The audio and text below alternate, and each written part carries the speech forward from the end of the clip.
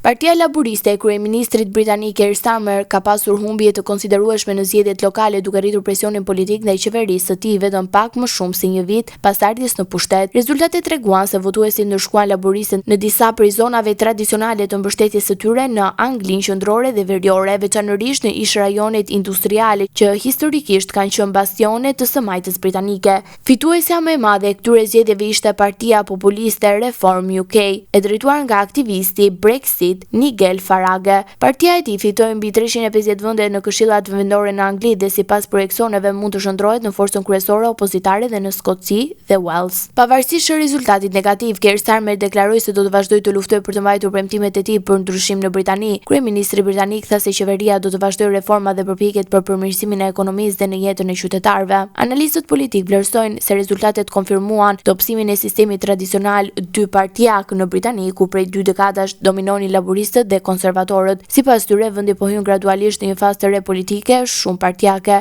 Përveç Reform UK, fitimet kanë regjistruar dhe Partia e Gjelbër në të majtë të spektrit politik, si dhe partitë nacionaliste në Skoci dhe Wales, duke fragmentuar më tej skenën politike britanike dhe duke vështirësuar dominimin tradicional të dy partive të mëdha.